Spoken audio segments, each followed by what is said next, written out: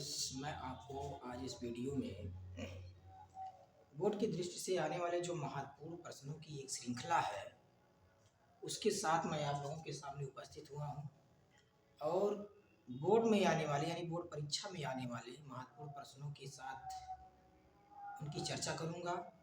और इस बात को ध्यान रखना है कि जो भी बच्चे जिनका भी अब की वर्ष जो हाई स्कूल में हैं, जो भी बच्चे हैं वो अगर मेरी वीडियो से मेरे चैनल से जुड़े हुए हैं तो वो मेरे चैनल को अपने दोस्तों के पास शेयर करें।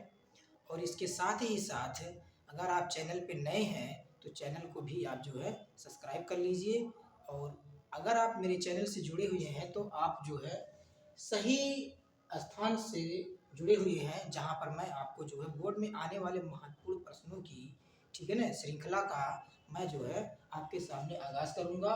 और उसमें बोर्ड में आने वाले महत्वपूर्ण प्रश्नों की तैयारी के साथ मैं आप लोगों को जो है एक बेहतर क्वेश्चनों की श्रृंखला के साथ जो है उपस्थित हुआ। तो इसमें देखना यह है कि बोर्ड में जो प्रश्न आते हैं वो किस लेवल के आते हैं और कैसे आते हैं, उसके साथ मुझे चर्चा करना है। तो इस प्रकार से जो है हम उसमें चर्चा करेंगे।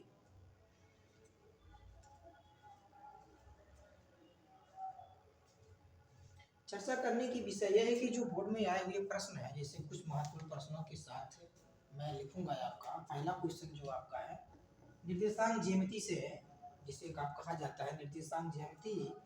इसमें लिखा है कि यदि बिंदुओं, लिखा है पहला क्वेश्चन है कि यदि बिंदुओं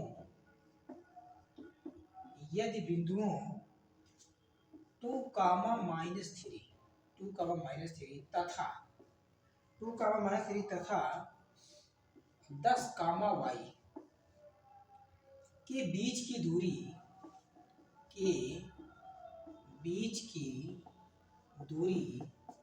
10 मात्रक है, के बीच की दूरी 10 मात्रक है, तो y का मान ज्ञात कीजिए। यानी ये क्वेश्चन आपका निर्देशांक ज्यामिति से है, इंपॉर्टेंट क्वेश्चन है, बोर्ड में आने वाला क्वेश्चन है, जो कि बोर्ड में आया भी हुआ है। ऐसी बात नहीं है कि ये क्वेश्चन बोर्ड में नहीं आया है। तो मैं आप लोगों को उन क्वेश्चनों के जैसा या फिर उन्हीं क्वेश्चनों की मतलब आपके साथ में शेयर करूंगा जो कि बोर्ड में आए हुए हैं और जिनके बोर्ड में आने की संभावना बहुत प्रबल है। इस प्रकार से जो है आप इन क्वेश्चनों का जो है रिवीजन कर सकते हैं मेरे चैनल से जुड़ करके। तो यहाँ पर देखना है कि बिंदु इतने और इतने के बीच की दूरी, यानी आपके पास दो पॉइंट है। एक तो है 2, जिसे आप P कह सकते हैं, या मान लीजिए दो पॉइंट है, इतना और ये देख सकते हैं आप 10, y है। और इनके बीच की जो दूरी है यानी d जो है वो 10 मात्रक दिया गया है, दूरी वाला सूत्र वाला। तो यहाँ से हम ये देख लेते हैं हमारा दूरी का जो सूत्र है, दूरी का सूत्र यही है, यानी दूरी वाला जो सूत्र है उसे हम d से प्रदर्शित करते हैं। और d से प्रदर्शित करते तो वो फार्मूला क्या है, अंडर रूट, फिर है x1 - x2 का whole square plus y1 - y2 का होल स्क्वायर।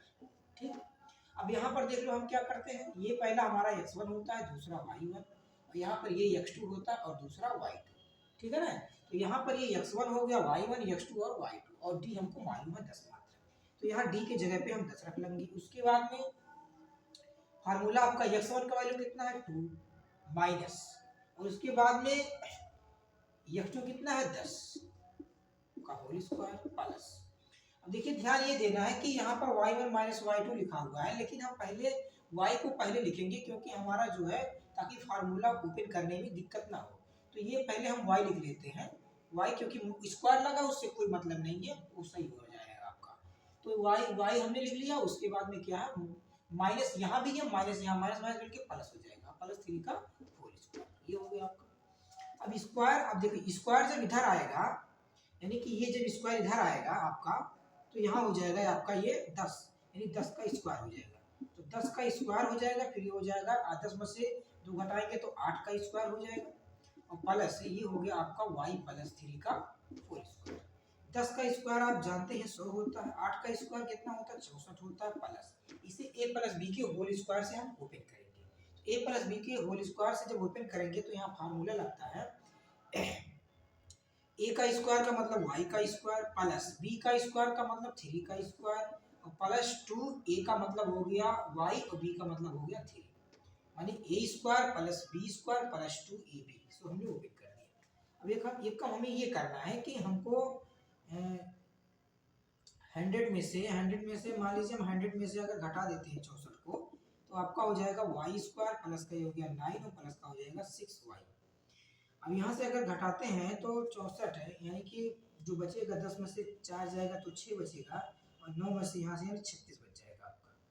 तो 36 हो गया आपका 36, फिर ये हो गया वाई स्क्वायर प्लस का हो गया 9 और प्लस का हो गया 6y।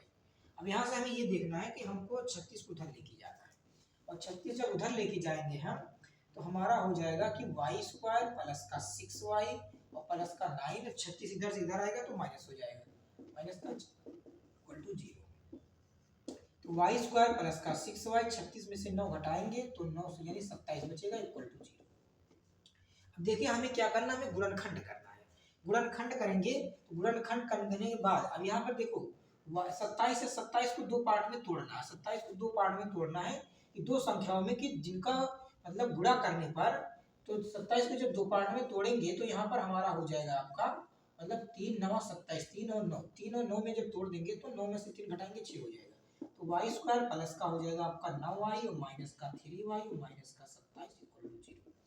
तो हो जाएगा आपका y हमने कॉमन ले लिया, फिर y प्लस ये आपका 9 हो जाएगा, फिर माइनस का 3 कॉमन ले लेंगे तो y प्लस का 9 इक्वल टू 0 हो जाएगा। तो y प्लस 9 ये ब्रैकेट में हो जाएगा, फिर ये y माइनस 3 इसे एक ब्रैकेट कर लेते हैं। एक बार करेंगे y प्लस 9 इक्वल टू 0 तो y का मान हमारा आ जाएगा माइनस का 9, ये वैल्यू ये आ गया। और दूसरा वैल्यू आपका हो जाएगा y माइनस 3 बराबर 0 करेंगे तो y बराबर कितना आ जाएगा 3 आ जाएगा, यानी 2 वैल्यू। तो देखो हमसे y का मान पूछा था, कह रहे यदि बिंदुओं इतनी और इतने के बीच की दूरी 10 मात्रक है तो y का मान ज्ञात कीजिए। तो y का मान हमारा दो मान आया, एक तो माइनस का 9 आया, दूसरा 3 आया। तो यहाँ पर हमें y का मान मिल गया, यानी कि ये क्वेश्चन आपके जो है बोर्ड की दृष्टि से बहुत ही इंपॉर्टेंट क्वेश्चन है, जो कि बोर्ड में आने की इससे प्रबल संभावना रहती है। तो अगर आप मेरे चैनल से जुड़े हुए हैं, तो पहली बार अगर आप चैनल से जुड़े हैं तो चैनल को सब्सक्राइब कर लीजिए और अपने दोस्तों के पास भी शेयर करिए, ताकि ज़्यादा से ज़्यादा लोग इस चैनल से जुड़ सके और ये महत्वपूर्ण क्वेश्चनों की जो श्रृंखला है उनके तक पहुंच सके और वो भी जो है इसका अच्छे से रिवीजन कर सके।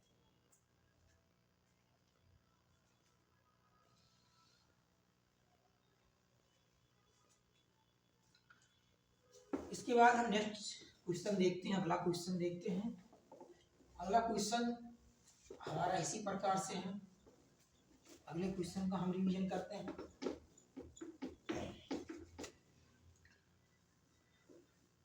अगला क्वेश्चन हमारा कह रहा है कि अब देखिए यहाँ पर कह रहा है कि ये क्वेश्चन दिया गया है पॉलिनोमियल यानी बहुपद का है, कह रहा है बहुपद इतने कि 0 मतलब शून्यकों का योगफल ज्ञात कीजिए। यानी लिखा हुआ है कि जो बहुपद है, दूसरा नंबर हमारा क्वेश्चन है, बहुपद लिखा है p of x equal to लिखा है 4x स्क्वायर और माइनस का 4x को प्लस 1 के शून्यकों का योगफल ज्ञात कीजिए। अब यहाँ से बात आप ध्यान से देखेंगे, यानी बहुपद जो दिया गया है p of x equal to 4x square minus 4x plus 1 के शून्यकों का योगफल ज्ञात करना है।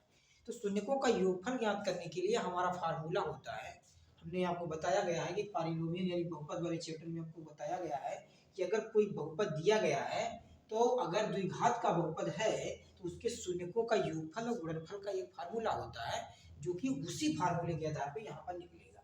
अब मान लिया हमने देखो माना शून्यक अल्फा तथा बीटा है, शून्यक अल्फा तथा बीटा है। तो यहाँ से देखिए हम क्या करते हैं, पहले हम कंपेयर करके a का वैल्यू निकाल लेते हैं। a का वैल्यू आपका यहाँ से हो जाएगा 4, यानी हम जो स्टैंडर्ड इक्वेशन हमारा है ये x स्क्वायर है प्लस का है bx plus c equal to 0। अब इस वाले समीकरण का इस वाले समीकरण से तुलना करेंगे, तो यहाँ x स्क्वायर का कोफिशिएंट 1 है, यहाँ x स्क्वायर का कोफिशिएंट 4 है, यानी a का वैल्यू कितना हो गया 4। उसी प्रकार से x का गुणांक यहाँ कितना है b, यहाँ x का गुणांक कितना है माइनस का 4, यानी b का वैल्यू कितना हो गया माइनस का 4 और c का वैल्यू कितना हो जाएगा 1 हो जाएगा। अब शून्यकों का योगफल आपसे पूछा है, यानी कि हमें क्या निकालना है, शून्यकों का योगफल। और शून्यकों का योगफल का मतलब होता है अल्फा प्लस बीटा, यानी दो शून्यक हमारे अल्फा प्लस बीटा है, और योगफल का मतलब होता है योग, योग का मतलब दोनों को ऐड कर देना, प्लस कर देना है। तो ये हो जाएगा, इसका फार्मूला होता है माइनस का बी बाई ए। तो यहाँ से हो जाएगा माइनस, और बी का वैल्यू कितना है, बी का वैल्यू है माइनस का 4, और ए का वैल्यू कितना है 4, यानी ये माइनस और माइनस मिलके हो जाएंगे प्लस 4/4, और कट के वैल्यू कितना आ जाएगा 1, यानी ये आपका हो गया आंसर। यानी शून्यकों का योगफल कितना हो गया आपका, अल्फा प्लस बीटा का वैल्यू कितना हो गया 1। तो इसी प्रकार से क्या है कि शून्यकों का, यानी कि अगर आपको पॉलिनोमियल दिया गया है तो शून्यकों का योगफल है और गुणनफल भी इसी प्रकार से हम निकाल सकते हैं। अब अगर आपको देखना है, जैसे मान लो योगफल आपसे पूछा था, अगर मान लो आपसे गुणनफल पूछ ली, तो यानी कि शून्यकों का गुणनफल, शून्यकों का गुणनफल का जो हमारा फार्मूला होता है, शून्यकों का गुणनफल का मतलब इसे alpha into beta, alpha into beta कहेंगे तो फार्मूला होता है सी बाई ए, और सी का वैल्यू कितना हो जाएगा आपका 1, ए का वैल्यू कितना हो गया 4, यानी अल्फा इंटू बीटा, यानी अल्फा इंटू बीटा का वैल्यू कितना हो गया 1/4 हो गया। तो इसी प्रकार से शून्यकों का योगफल भी हम ज्ञात कर सकते हैं और शून्यकों का गुणनफल भी ज्ञात कर सकते हैं, अगर हमें बहुपद मालूम है तो। इस प्रकार से हम क्या करते हैं कि अगर जो भी बहुपद हमें मालूम है उसको शून्यकों का गुणनफल पूछता है या शून्यकों का योगफल पूछता है, तो हम जो है इस प्रकार से फार्मूला योगफल का सूत्र होता है अल्फा प्लस बीटा का माइनस का बी बाई ए, और अल्फा इंटू बीटा का फार्मूला होता है सी बाई ए। मानी ये दोनों फार्मूले क्या है, इंपॉर्टेंट है, जो कि इसके आधार पे जो है आप बोर्ड में क्वेश्चन आपसे पूछा जा सकता है। तो इस प्रकार से आप बेहतरीन ढंग से तैयारी करिए, और इसके बाद में जो है चैनल से जुड़िए, और चैनल से जुड़ने के साथ साथ आप अच्छे प्रकार से यहाँ से रिवीजन कर सकते हैं, बोर्ड में आप एक अच्छा अंक प्राप्त कर सकते हैं।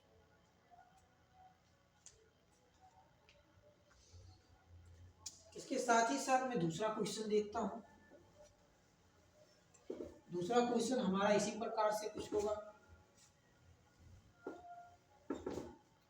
दूसरा क्वेश्चन हमारा ये है, कह रहा है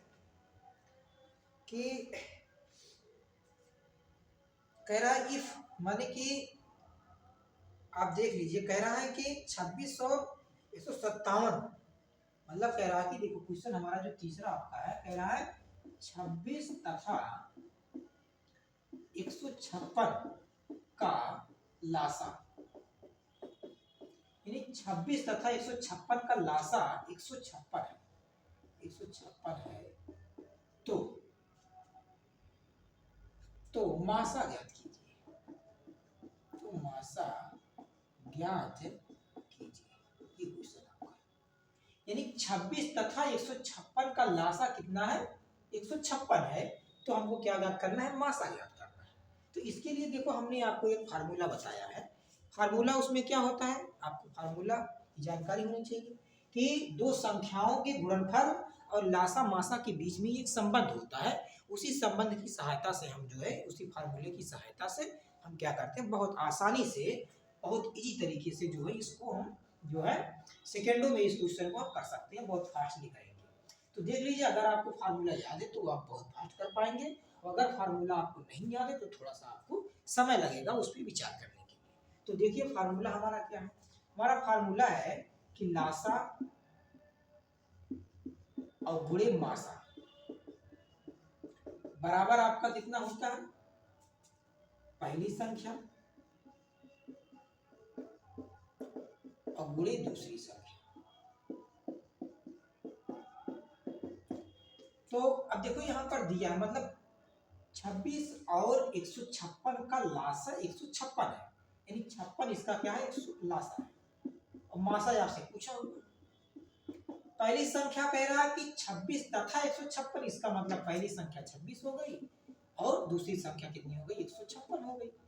अब हमें मासा चाहिए, तो जब मासा चाहिए हमको, तो हम इस 56 को ले जाके इसके बटे कर देंगे, तो ये हो गया 156, फिर 156 से 156 कट गया, तो हमारा जो मासा बच गया कितना बच गया, 26 बन गया।